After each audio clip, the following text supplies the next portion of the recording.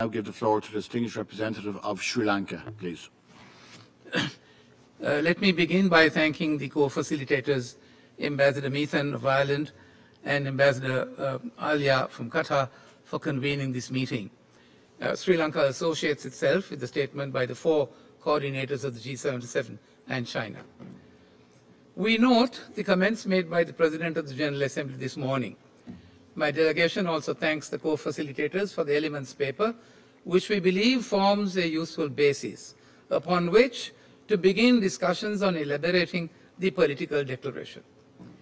We meet at a time, co-facilitators, at a time when the achievements made so far in progressing towards the realization of the Sustainable Development Goals have backslided in the last 2 years. The global average of the human development indicators have declined.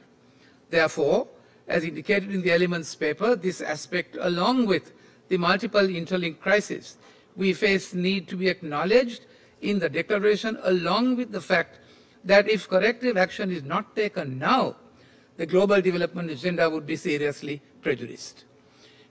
The political declaration will need to reflect a very well-developed understanding of what changes need to be undertaken, as the Secretary General himself pointed out, to turbocharge the SDG implementation.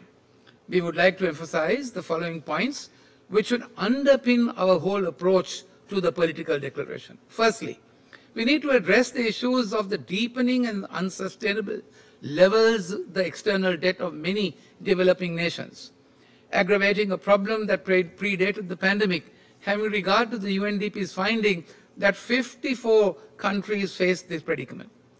Secondly, it is a fact that a widening finance divide has sharply curtailed the ability of many developing countries to invest in recovery, climate action, and sustainable development. In this context, it is important to underscore the need to reform the international financial architecture, foster enablers of SDG acceleration, such as digitalization and access to finance, including climate finance. Next, if we are to restore faith in multilateralism, it is important to emphasize the need for a more networked, inclusive, and effective United Nations for SDG acceleration, avoid obstacles to SDG implementation, including improvements in the area of UN development cooperation and financing, especially the financing of public goods. While special assistance should be provided to LDCs, LLDCs, and SIDS as being the most vulnerable to the multiple shocks we face today, special attention must also be given to middle-income countries in their transition to high-income level countries, considering that MICs are exposed to a greater risk of being eliminated as recipient countries of development cooperation and financial flows.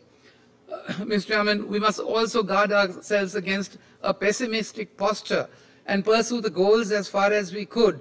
After all, we have another 7 years ahead of us. We must be conscious of the inequalities in our international system, appreciate the goals are top-down. We must guard ourselves from being bureaucratic, ignoring local context. We must appreciate that the goals are not binding, unclear as to who will implement, and they do not hold the decision makers to account for their actions. We must also ask for more data, as we do not have enough to maximize the use of the goals. The good news, of course, is that the SDGs are positively ambitious, collective, universal, and have a strong commitment to end poverty and have the objective to reduce inequality. Finally, co-facilitators, credible support for the 2030 agenda and the SDGs, including concrete improvements in the area of the UN development cooperation and financing, will be important, primarily for rebuilding trust in international cooperation, which has taken a battering, we say, in many developing countries, thereby work towards a more effective multilateral system.